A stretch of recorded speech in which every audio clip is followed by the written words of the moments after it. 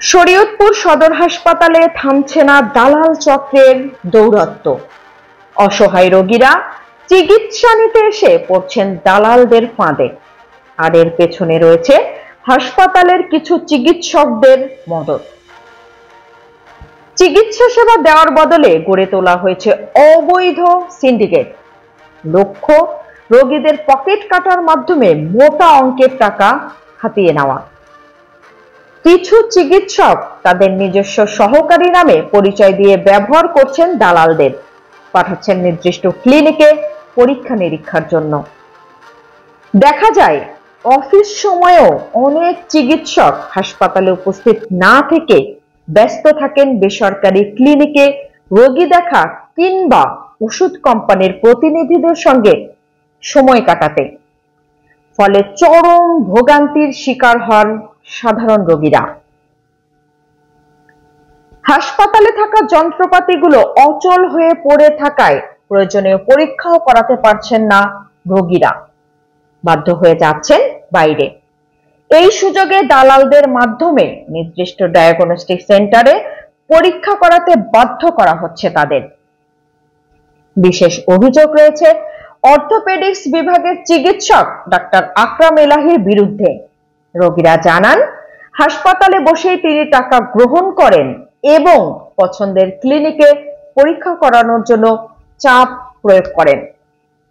বিএনপির বড় একটা পদে আছে, তো আমার দিব প্রোটেক্ট দিব কি? আমি যে আপনার সাক্ষাৎকার দেবো আমি 1500 টাকা যেটা ভালো লাগে আমি ওখানেই দেবো, কিন্তু বাধ্যতামূলক ডাক্তারের একটা শেয়ার আছে হাজি শরীয়তুল্লাহর সাথে, যে কারণে বাধ্যতামূলক সে আমার কাছ থেকে ওখানে আমাকে পাঠাইছে। এই পেশেন্ট নিয়ে আমার হাইটা যাওয়া তো সম্ভব না, তারপরে আমি অনেক কষ্ট করে ওই জায়গায় গেছি। কোথায় পাঠাইছি এক্সরে করতে আমি কোথাও করতে পারবো না, তাহলে ওটা কাজ হবে না। ডাক্তার যে কোটার সাথে শেয়ার আছে, তো ওখানে গেছি, ব্যান্ডেজ করে দিছে আমার রুগীকে। তো 2000-3000 টাকা চাইছে।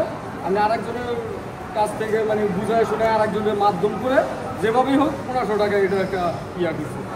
এক সপ্তাহ পরে তিনি যাইছি, আবার ওই একই কাজ, ওই একই হাসপাতালে আপনার কি করা লাগবো, এক্সরে করা লাগবো। একই হাসপাতালে আবার এক্সরে করলাম, নিয়ে এলাম, কিছু দেখার কোনো কিছু নেই। এক সপ্তাহ পরেও আবার একটা করে এক্সরে করে আবার এটা খাইতে আবার একটা বাইন্দা দিব। সরকারি চেম্বারে বসে আমি 1500 টাকা দিচ্ছি।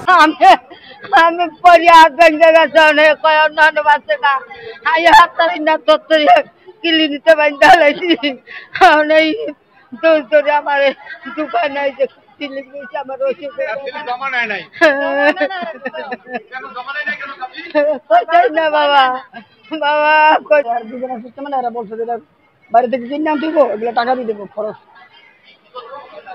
ব্যান্ডেজ করবো।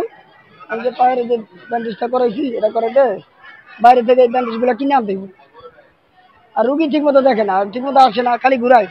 2 দিন ঘুরিয়া 3 দিনের মাথায় আমি ব্যান্ডেজ করে নিচ্ছি। এটা আপনি কোন ক্লিনিক রাইট আপনার দায়িত্ব বেশি না দাঁড়ান।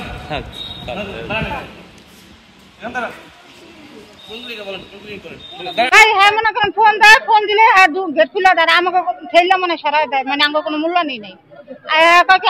আমার রুগী স্টপের রুগী, এই ক্লিনিকের রুগী মানে আসে ঢুকা দেয়। আমরা যদি দাঁড়ায় থেকে 10 টাকা দেয়, আমার কোনো মূল্য নেই না। আমরা সারা টাকা দেয়। সে সিটিতে বসে, আমার সিটিতে দেখবেন সারার লাগে আমি থাকি, আর একটা ডাক্তারের সাথে আমার দিয়েছি। কাইটা সিরিয়াল মানে জমা দিই, কিন্তু জমার রুগীগুলো নেয় না, বাহিরের খালি ফোন দিয়ে নেয়। তারপরে আমার পার্সোনাল লোক আছে তাই নেয়, কিন্তু আমরা যে 10টা বাজে জমা দিচ্ছি আমাদের নিতে আসে না। কিন্তু রুগী 50 জন দেখা হয়ে গেছে, কিন্তু আমরা সিরিয়ালের লোক বসে রয়েছি, কিন্তু ডাক্তারের চুপ করে থাকে। আর ওই যে পার্সোনাল ওরা খালি ওদের লোকগুলা টেনে নিতে আসে। তাহলে আমরা টিকিট কেটে বসে রয়েছি কি জন্য? তাহলে আমাকে সিরিয়াল ধরতে বললো কি জন্য? তাহলে আমরাও ঠেলে ঠেলে দুইটা যাই। আপনার নাম কি? আমার নাম নাই, নাম জানো দরকার কি? আপনি কে? আপনার নাম কি? না শুনি আপনার নাম কি? শুনি আপনার নাম কি? আমার নাম নাই। হ্যাঁ, তার মানে হাসপাতালে প্রতিদিন আসেন কি জন্য সেটা বলবেন না? প্রতিদিন আপনি কই লইবো? হ্যাঁ, আমি তো আমার কাছে আরো ফুটেজ আছে। আমি তো আসি আপনাদের দালাল ভিডিও করতে। হ্যাঁ, কি জন্য আসি?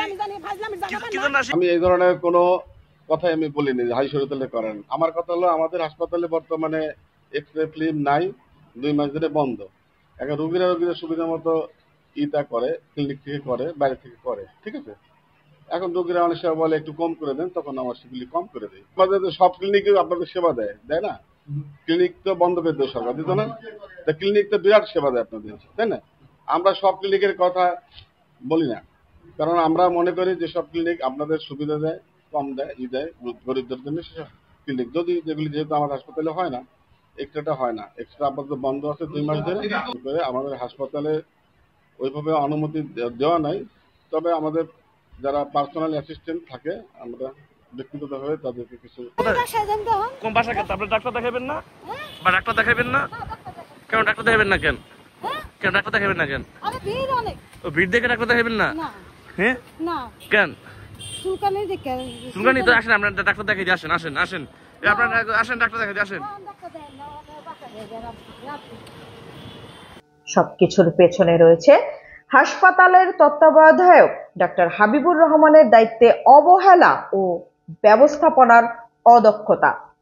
ফলে শরীয়তপুর সদর হাসপাতাল হারাচ্ছে সাধারণ মানুষের আস্থা ও ভরসা। আপনাদের অবগতির জন্য জানানো যাচ্ছে যে এই বিভিন্ন সময় বিশেষ করে আইন শৃঙ্খলা মিটিং এবং সমন্বয় মিটিং জেলায় এই দালালদের ব্যাপারগুলা প্রতিনিয়তই উত্থাপন করা হয় এবং ওনারা কয়েকবার ওরা এখানে মোবাইল কোড দিয়েছিল, কিন্তু মোবাইল কোড দিয়ে আসলে এটা সুরাহা করতে পারে নাই এবং আমরা বিভিন্ন সময় দালালদেরকে এখান থেকে তাড়িয়ে দিলেও তারা দেখা গেছে আমরা না থাকলে আবার সাথে সাথে চলে আসে। ক্লিনিকের লোক বা ডায়াগনস্টিক সেন্টারের লোক রাখা উচিত না বা রাখতে পারবে না। সেবা পাওয়ার জন্য নয়, হয়রানির শিকার হতে যেন ছুটে আসতে হচ্ছে রোগীদের। সংশ্লিষ্ট কর্তৃপক্ষের কঠোর নজরদারি ছাড়া এই নৈরাজ্য বন্ধ হওয়ার কোনো লক্ষণ নেই।